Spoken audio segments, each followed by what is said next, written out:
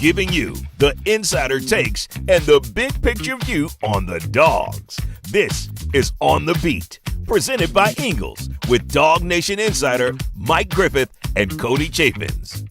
Well, a new generation of Bulldogs finally gets to know what a big-time Sugar Bowl feels like. Welcome to Dog Nation's On the Beat. He is Mike Griffith, and if you have not noticed, I'm not Cody Chapins. My name is Jay Black, and we've got to go a little bit deeper, Mike, on the depth chart a couple of days before Christmas, but there's too much at stake to sit this week out. Yeah, a lot going on right now. The college football playoffs opening up, Jay. Some news on Notre Dame, some news on the Dawgs. A lot of Georgia fans getting excited. Sugar Bowl set. We know it's going to be the Irish. We know that Penn State and Boise State are on the other side of that bracket. And then way out west, there's a lot of other games going on. We'll talk about all those on tonight's show. All right, Cody will be back with us next week from New Orleans, but here's the plan for tonight. Kirby Smart did meet with the media for the first time in a couple of weeks earlier today, so we'll get his thoughts on how Georgia's been handling its time off, what worries him about Notre Dame and his quarterback situation. And I know Mike is chomping at the bit to break down all those first-round games and what we got to do to fix the playoff, et cetera, so we'll dig into all that here just a little bit later on. But, Mike, before we get going, I probably better introduce myself real quick. This is my first time on the mic with Dog Nation, but this is not my first time talking about Georgia football. Before I came here, I was at WSB Radio, and I spent more than a decade on the Georgia Radio Network broadcast crew. Now I'm the executive producer here at Dog Nation doing the management kind of thing. But so I may not be totally familiar with what to do in front of a camera from time to time, but not my first time in front of a microphone, and not like the first time you and I have seen each other in a press box or two. Boy, that's for sure, Jay. You've been around for a long time, and, everybody knows a little something about Georgia football, and certainly you've stayed on top of it with us. I appreciate you pinch hitting from Cody and sliding into the saddle tonight in the driver's seat. Well, I was there to see Georgia face Notre Dame in 2017 and 2019, and I'm almost 40 years old, which means I'm not old enough to know what it's like for Georgia to play in a Sugar Bowl that will help decide the national championship. Now I do. So first, let's lead off with what Kirby Smart had to say on Monday about this Notre Dame team and how it kind of compares to those that he beat a few years ago. The physicality I see when I watch Notre Dame play is pretty incredible on both lines of scrimmage. The way they play, the style of play they have. So, comparing those teams is hard for me because there's so many years in between. But this is a really good, solid, fundamentally sound, don't beat themselves, play good defense, great defense, and really physical in the lines of scrimmage. And they got a really athletic quarterback. So there's a reason why. Now, Mike, it's been almost like 40 years since Notre Dame won a really big game in January, and we hear it over and over and over. This is the time. This is when Notre Dame's actually going to get their act together and win a big game. Is this the best Notre Dame team that Georgia's faced since 1981? I don't think so. I really don't. And that's no offense to Marcus Freeman. I think he's done an outstanding job, but they lost a key player, Riley Mills. Their sacks leader is out. He's a team captain. This is a big cog. This would be like if Georgia had lost Jordan Davis, which actually they did in 2020, if you remember. Might have had something to do with that loss to Florida that season. But it's hard to lose a team captain. It's hard to lose your sacks leader, your QB pressure guy. Notre Dame has stepped up. They've dealt with adversity earlier this year. Obviously, that embarrassing loss to Northern Illinois in week 2. I think that team finished 7th in the MAC, 7-5 going into their bowl game. So that was a tough moment for the Irish. And they reel off 10 in a row to get to the playoff and then make it 11 with the win over Indiana. More decisive than the final score indicated. But that was a pretty big injury update. A little surprised that Freeman put it out there. I guess it might have been kind of a hard secret to keep, but he's confident his guys can rally. Offensively, I thought they looked really good against Indiana. Threw the ball well. Riley Leonard looked good throwing the ball against Indiana. Now, how much of that was Indiana? How much of that was all the time that he had to throw? I will say those Notre Dame receivers made some good catches, and they had some explosive plays out of the backfield. But do I think this is the most talented? No, I don't think so. But then again, I don't think this is the most talented team that Notre Dame has faced in the last 3 meetings either. The Dogs are tough. They're resilient, but the portal has taken its hit on all of college football, spread things out a little bit, and now the Dogs go into this game with backup quarterback Gunnar Stockton. All right, it was a nice win for Notre Dame against Texas A&M to start the season. And I'll admit, I gave up on them. After losing to Northern Illinois, I wrote them off completely. And then you look now, they have a very impressive playoff win against Indiana. They're 4th in the country in points scored and 3rd in the country in points allowed. That's like they deserve to be here. Yeah, a lot of momentum for the Irish. They held that 5 spot for a long time. Of course, they weren't eligible for a bye, Jay. Only conference champions, the 4 highest ranked conference champions, had bye. So Notre Dame knew going in there was no way they can get a bye. In terms of the draw they got, I'd say that playing Indiana was a pretty good draw, playing them at home in South Bend.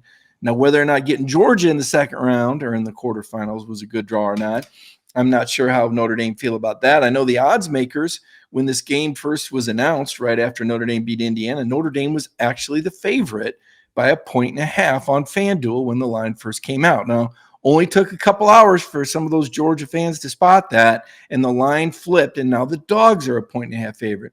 But the fact that this game is being projected so closely, even after Georgia took care of business against a really good Texas team, tells you a lot about how people are betting and what the odds makers feel about the Irish. Would you, if you were setting the line, would you set it at 1.5 for the Dogs or higher? It'd be higher for me. I'd put it at about 7.5 myself. Oh, wow. And who knows where it will end up. Now, again, the betting public determines the line, and the more people that bet on one team, the more the odds kind of go against them. So if a ton of people bet on Georgia, you'll see that line go from 1.5 points to 2.5 to 3.5. But it takes a lot of money for that line to move. Now we've got 9 days until the game, Jay. So at the time of this taping, so there's still plenty of that time for that line to move. Or who knows?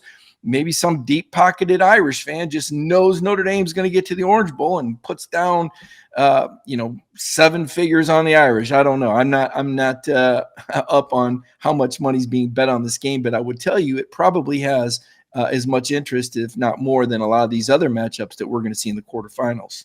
Now, Kirby mentioned today one of the, to me, kind of what may be one of the quiet subplots to this new postseason format. You mentioned that Notre Dame cannot have a bye in the first round because they are not a conference champion. They also didn't put up an objection to that when they created the playoff and their president was in the room. Georgia knows what it's like to deal with a month off before a game before New Year's Day, but it doesn't mean that Kirby likes it. I wouldn't say it's uncommon for us. I do think it's a long time off, but I don't know that it's uncommon, right? It's really just hard to manage, hard to deal with in terms of that space and how you keep your players in shape, but in football shape and game shape. That's the bigger dilemma. Do you lose some rhythm? You watch it most times in bowl games, people that have those long breaks, it can affect how you play. And we're trying our best to manage that. We've talked about this for years, about how bowl season is almost a new season. Mm-hmm. But will Georgia have too much time off compared to Notre Dame, who got a couple of weeks off before its playoff game, and will get almost that same amount of time before the Sugar Bowl? No, I don't think we can spin it like that, Jay. I understand what Kirby's saying, and the Dogs, having not played since the December 7th SEC championship game. You're looking at 3 weeks off, but he will gladly take the rest and the time to get guys healthy. More importantly, the time to get Gunnar Stockton more snaps with the first team. I mean, he was kind of thrown in there. I thought Mike Bobo did a great job. I mean, his first drive, 10 plays, 75 yards, go-ahead touchdown. But there's going to be some more scheming going on, personnel moves in terms of how Georgia gets the most out of this lineup with Gunnar at quarterback versus Notre Dame, which by playing that extra game lost their team captain. And there was some attrition there. And an offensive guard left the game with an injury in the first half as well. He's questionable. So I think, for what Kirby's saying, I think it's valid. But if you give him the chance between playing a first-round game and getting a bye, I'd almost guarantee you Kirby's happy he got the bye. I mean, there is no better time to have to replace a 2-year starter at quarterback than having 3 weeks off to get Gunnar Stockton ready to go. Well, yeah, except for maybe, I don't know, fall drills. But even then, to your point, I mean, at least now Mike Bobo knows what Gunnar has around him. And this line, one of the things Kirby brought up today is how much shifting and shuffling. I mean, I think all the starting linemen at some point in the season missed at least 1 week of practice. So now these guys have a few weeks to work together, maybe gel a little bit. We know ETN wasn't there at the start of the year. Then he was kind of in and out, had the shoulder, had the ribs, looked really good in the SEC championship game. That's another key player. Defensively, the Georgia defensive line has gotten better as the season's progressed, and so is Smile Munden at linebacker. Right? I don't underestimate that. And then you talk about coaching up the bottom of the roster. We knew when Georgia lost 3 guys in the first 100 picks of the NFL draft, all out of the secondary, that there was going to be a lot of experience to be replaced, and a lot of young guys would have to be in the lineup. Well, now here we are, 12, 13 games in, these guys have some experience, and now they have another 3 weeks to tailor a game plan around Notre Dame's strengths. Speaking of game plans, you talked to Notre Dame coach Marcus Freeman today. People kind of forget this is not the first time he's seen the Dawgs. He was the defensive coordinator for that Cincinnati team that Georgia beat in dramatic fashion in the Peach Bowl during the COVID year. Yeah, I brought that up to Coach Freeman today, and I said, how similar is your defense? He said, they still do some things. He said they really thought about it. He said, now that you mention it, I might go back and look. I mean, they did hold that Georgia team to 1 touchdown through 3 quarters, and then Azeez Ojulari struck and forced a Desmond Ritter fumble early in the 4th quarter. They gave JT Daniels a short field, got that offense going, and they came from 21-10 down to win. That was a Podlesny field goal, made it 22-21. A lot of people might forget this, but Ojulari on the last play of the game sacks Ritter again, so it looks like 24-21. But a lot of that was the defense, but that was a very pieced together Georgia team that was missing some offensive starters. A lot of guys had missed practice time on account of COVID.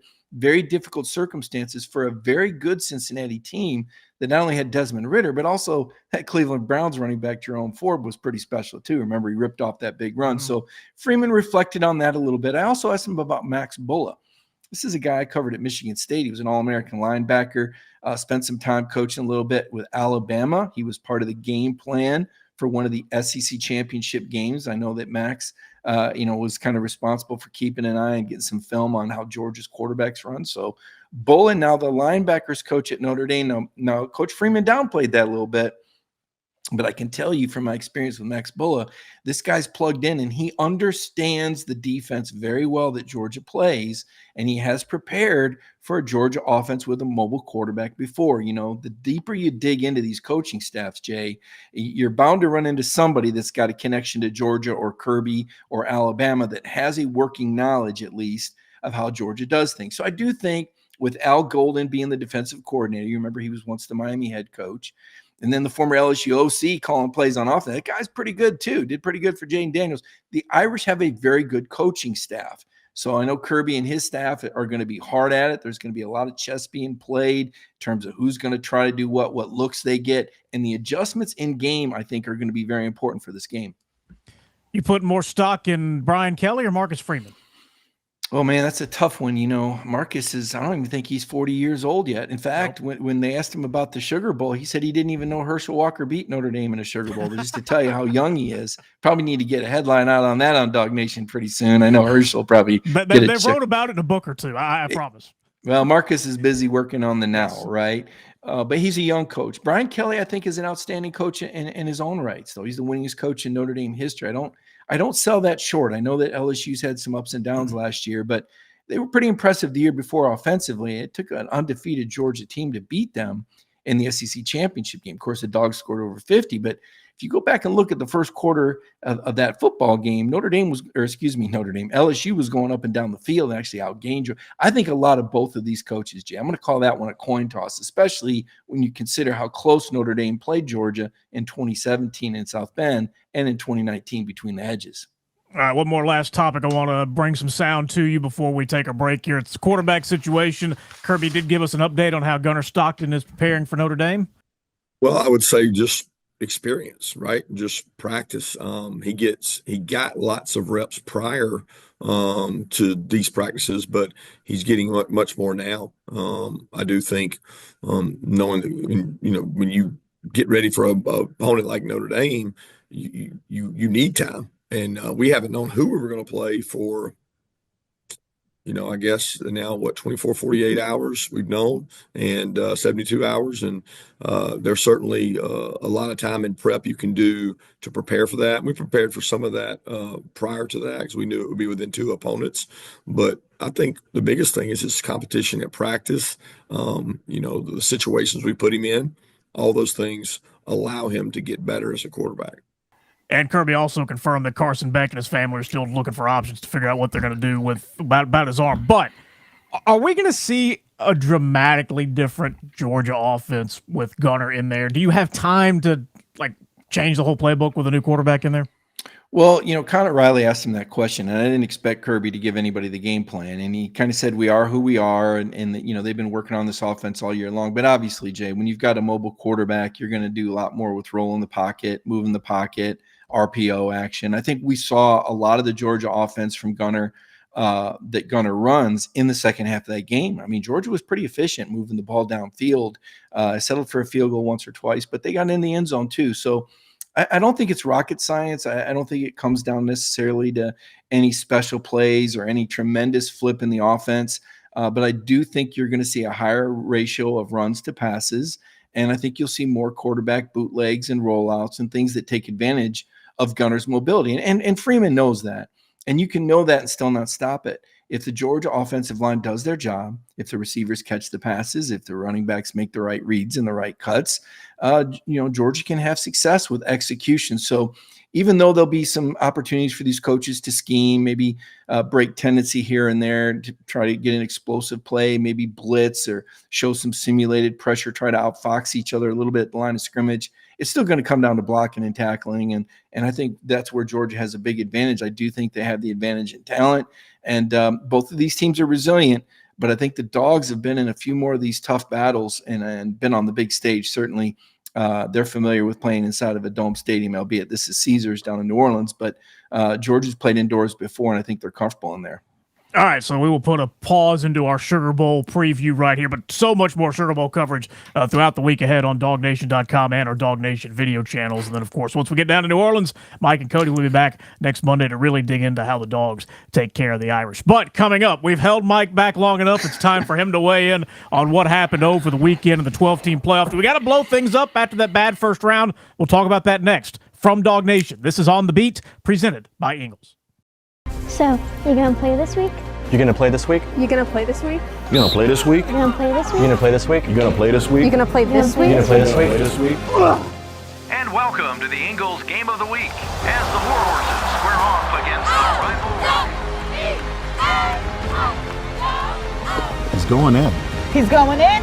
Go, baby! Ingles, we're with you every step of the way.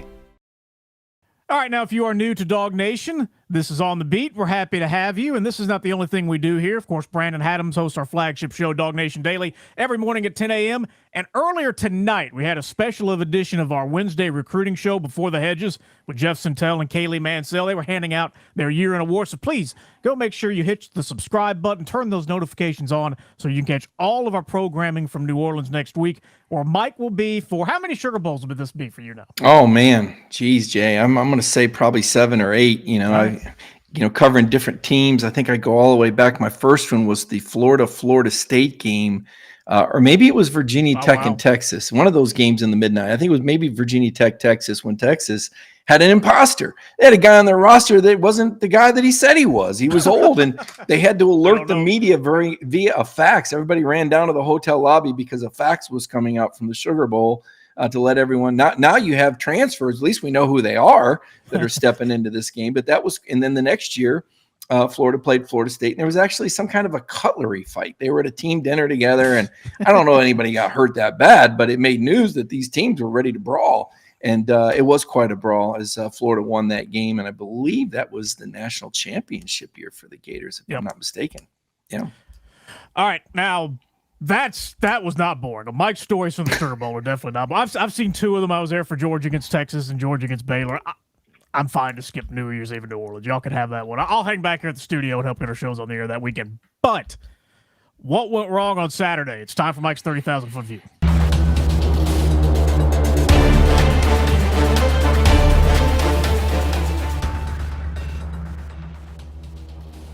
Jay, you need to qualify here. We got to qualify. This is what you got to say. You got to say this up front now.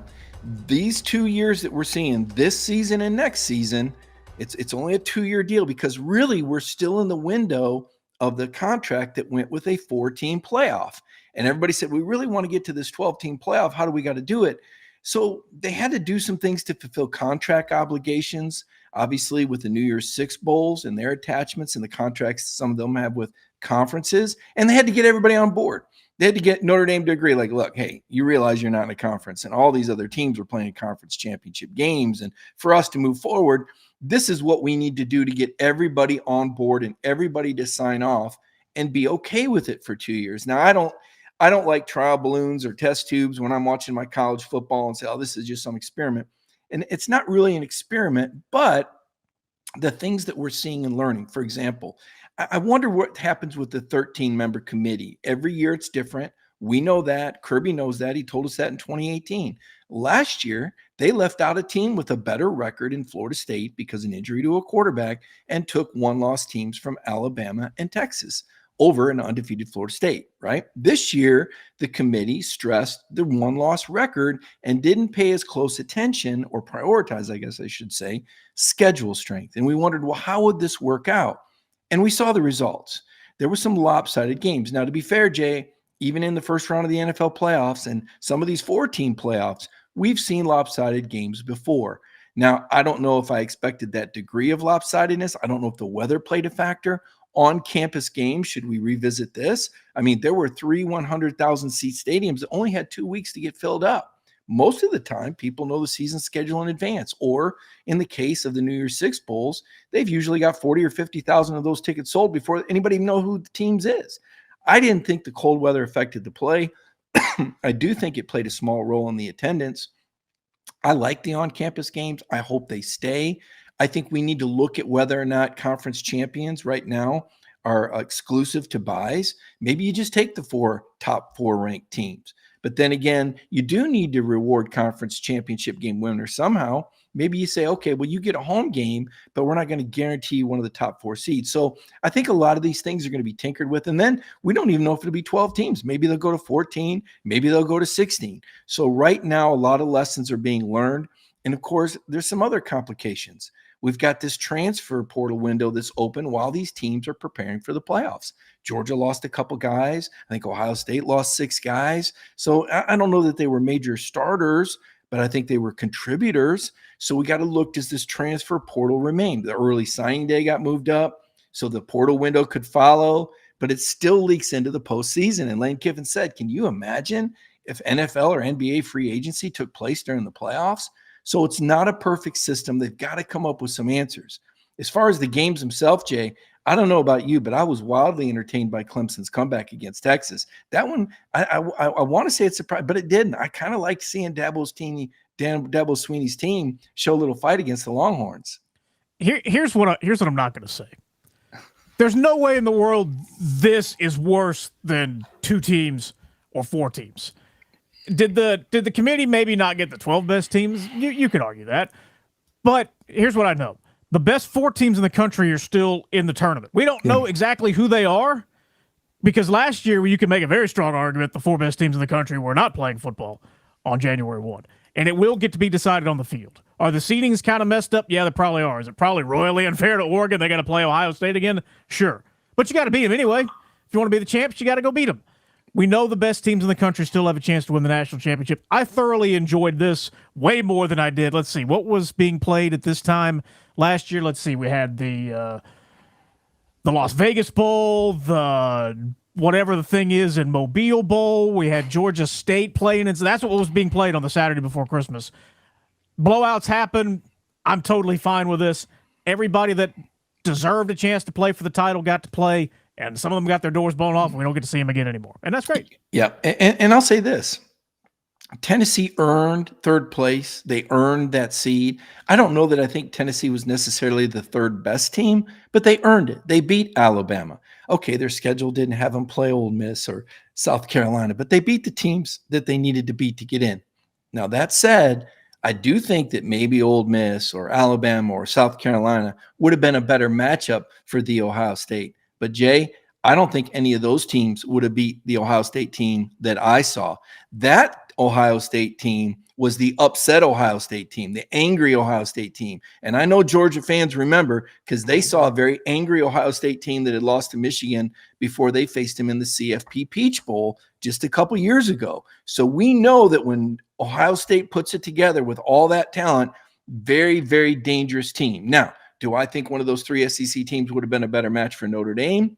Probably. Could one of them beat them? It just kind of depends on the game circumstances. I don't want to take anything away from Notre Dame or their home field advantage. I thought Notre Dame played really well, but would they have had less time to pass against the Ole Miss defense or the South Carolina defense? Would the Alabama offense have provided a little bit more of a spark than Indiana managed?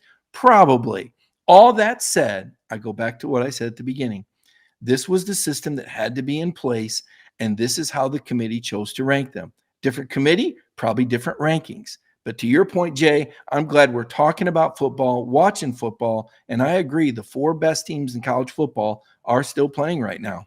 And you wrote on DogNation.com on Sunday that you think Ohio State is now the best team in college football?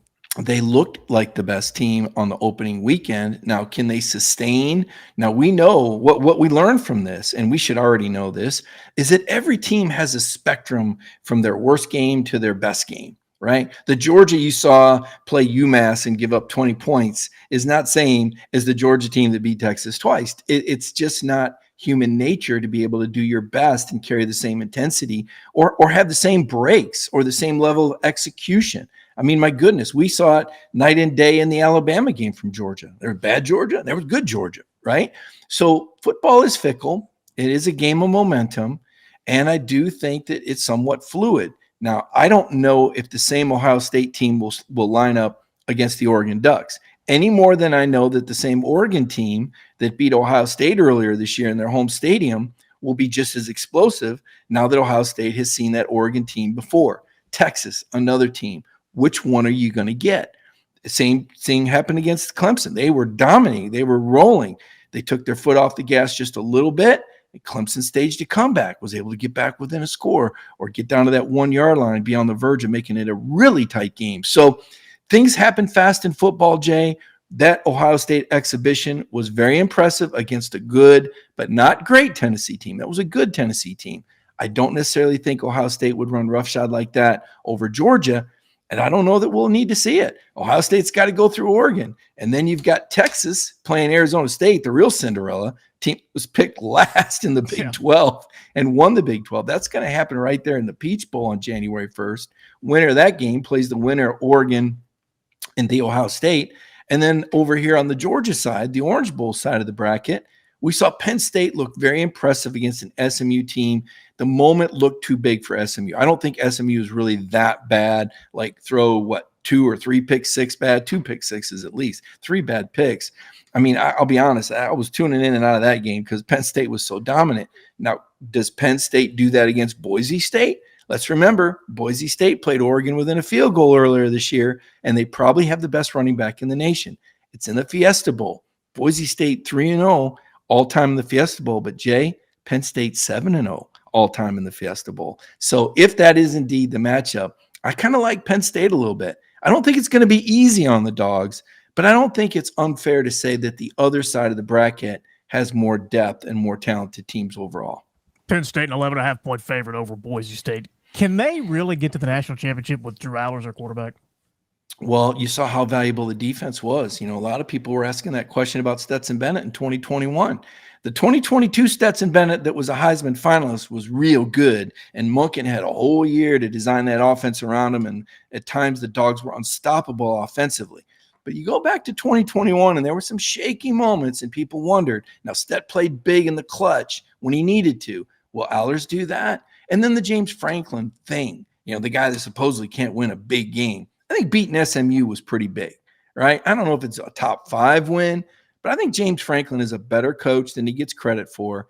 But when you're playing Michigan and Ohio State every year, and I don't know how many other really good top 10 teams Penn State plays. I've seen Michigan State beat them there in Happy Valley when Spartans were good. But I'm not buying into James Franklin can't win big games. I think James Franklin is a good enough coach. I think Penn State has enough talent.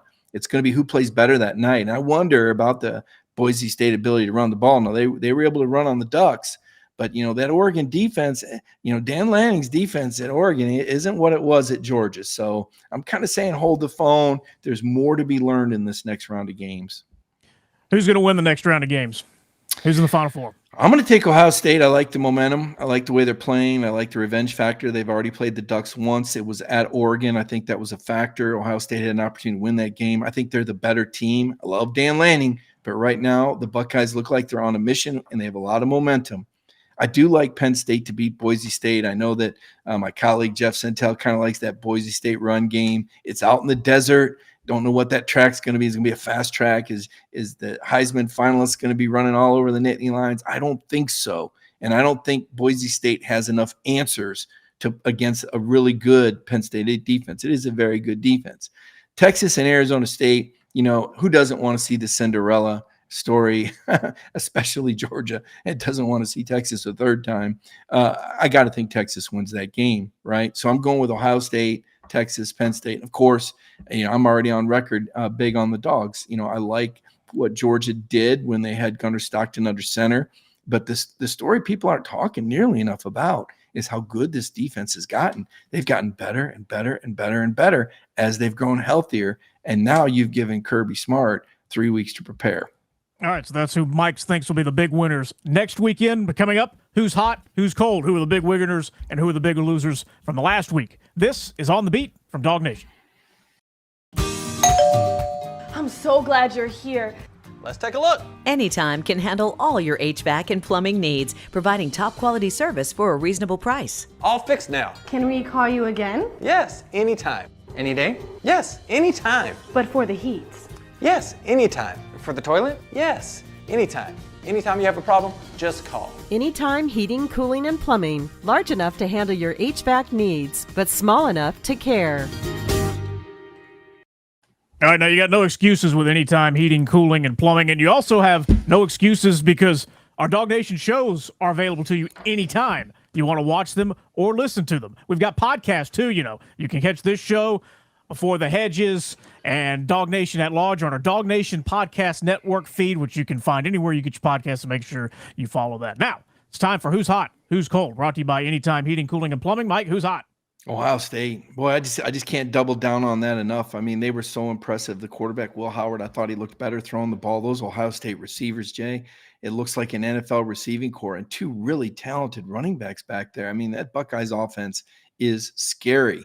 Riley Leonard, the Notre Dame quarterback. This is a guy Georgia took a look at when Carson was thinking about going pro a year ago. Riley Leonard was a name you heard a little bit about. The guy has mobility. He's not Jalen Milroe, but he's got good mobility, and he had a very accurate touch. Now, if he can stay that accurate and that poised against the Georgia defense, Notre Dame's pass game could cause some problems. They're known better for their physicality. To me, that's the strength on strength, and that's why what's really cold is their sacks leader and team captain, Riley Mills, being out with an injury. This hurts. The guy had a knee injury in the third quarter against Indiana. I mean, he had 8 sacks this year, 23 or 24 pressures. I mean, this guy was at the heart of the defense. That's really cold. I feel like Tennessee football got a little cold too, especially now. I'm hearing some Tennessee critics, about their quarterback a little bit. Listen, Jay, I thought that quarterback, Nico, played his heart out. You saw his helmet got cracked. That kid got bent up like a pretzel, and he kept fighting and fighting. And I just don't think it's a time for fans to be critical. If your team made the playoffs, to me, that's mission accomplished, because all these teams had to fight through a lot to get there. It was a difficult season. There was a lot of parity. If SMU fans, same thing. They should be proud of the Mustangs for putting up that fight in the ACC title game enough to convince the committee to put them in there. They've got something to build on now. Clemson, same deal. Dabo Swinney got embarrassed in the opener against Georgia, suffered a couple other tough losses, won a really big ACC championship game. Clemson's got something to show for this year. Even though they haven't been real big in the portal, they were there in the playoffs without all this portal action. I thought their quarterback, Klubnik, played outstanding. To my knowledge, he's coming back for another season. So I don't want to put Clemson in the cold category. I don't want to say they're hot either. I won't put them in the warm category and say I'm glad that they're not on Georgia's schedule next year, because I think Clemson is still kind of a dangerous team. So a little bit of love for Dabo Swinney, a little bit of love for the Tennessee quarterback. Again, I'm seeing the glass half full like you, Jay, on these playoffs. I liked the opening round action, and you got to see some kids step into some shoes that would be in the history books and become legends. Can I try this? I brought my who's hot and who's cold too. You bet. Go for it. My who's hot, Jeremiah Smith. He is a problem. Georgia's got to find one of those freshmen. I don't know why they aren't out there very often, but he is an issue. Who's cold? Kurt Signetti. Zip it. Ran all that. My dad has a saying, and I think he stole this from like a million different people, but I've heard him say this a million times. It's better to let everybody think you're an idiot than to open your mouth and remove all doubt. If you're going to talk all that talk, Kurt, you can't like punt it when you're down 21 in the fourth quarter, and you can't not go for it. I thought that was just such a wimpy game plan from somebody who ran that mouth all year long. And then also on who's cold, Lane Kiffin. You got zip it, buddy. You got beat. You were not invited to the play. Kurt Zipnetti. I don't think Lane Kiffin is going to take your advice, Jay. No, if there's one thing Lane Kiffin does not care about is what I have to say. Well, I will say this, though, and I wrote this in today's column on Dog Nation. You can check it out. The fact that Lane has voiced some opinions, objecting to some of these rules, pointing out some of the issues, you may not agree with them, and to Jay's point, it may come across as a bit crass and unsportsmanlike, but it does advance the conversation, and it does make some people accountable. And what we need is conversations right now in college football.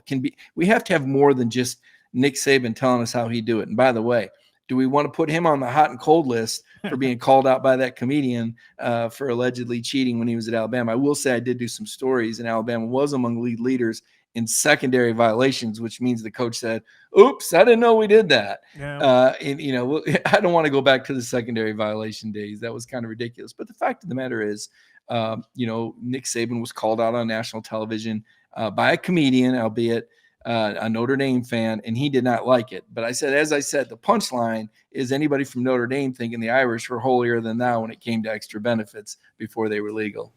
Everybody's been cheating. We've been playing college football for 150 years. Everybody's broken a rule or two, and that's the way it goes. But that's where we're going to put a stop here for On the Beat for this week. Mike, got 2 days before Christmas. How do you celebrate Christmas? What's the best part of Christmas for you?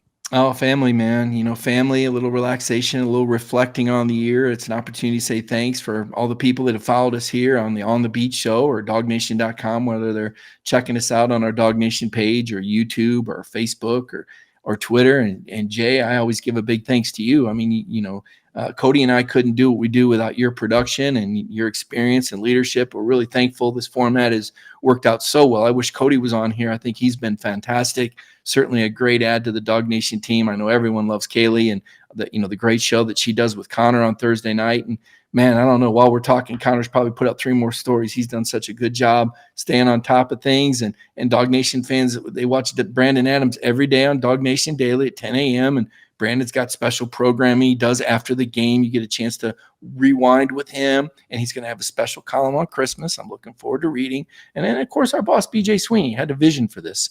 And, it's done incredible. So I guess I say thank you to a lot of people that have come together to make this product. And we couldn't do it without, the folks that follow us. And we see them at the Dog Nation tailgates and cruises that we go on. We got one coming up in April. I think they're still selling rooms there. I love meeting those folks in person. So a time of year for me to reflect and give thanks on a lot of people that have made this a very special experience. That's the best part about Dog Nation is the community. It is a true community. It is a true nation. We're happy to be a part of it. We're happy that you make us part of your Georgia football Saturday and your Georgia football week, whether it's coming to our tailgates or reading our columns or listening and watching what we have to say. It is a true community, and we appreciate everybody being a part of it. There's going to be some new dogs soon to appreciate. Jeff Sentel's got some recruiting news. I know you guys saw the show earlier, and Jeff's going to be on it. Now that there's this portal, Sentel's got all these balls in the air. He knows all these freshmen, tells all those stories. Now he's got the transfer guys coming in. So the news never really stops on DogNation.com, Jay. And I know everybody's got that app. That app is invaluable this time of year. There is no off season, and now it is the most important part of the season. So, quick reminder, programming note: there will be no Dog Nation Daily on Tuesday, Wednesday, Thursday. So we're going to take a few days off here, enjoy the Christmas break, and we'll be back at it live Friday morning with Brandon Adams at 10 a.m. And we're going to have complete coverage of Georgia's Media Day on Friday in Athens. We'll actually get to see the team practice, so we'll have some practice film for you. We'll break down what Mike Bobo and all the coaches have to say on all our Dog Nation video channels. So, for Mike, I'm Jay. Thanks for joining us. Merry Christmas, everybody, and we will see you later on in the weekend. The Dogs get ready for the Sugar Bowl.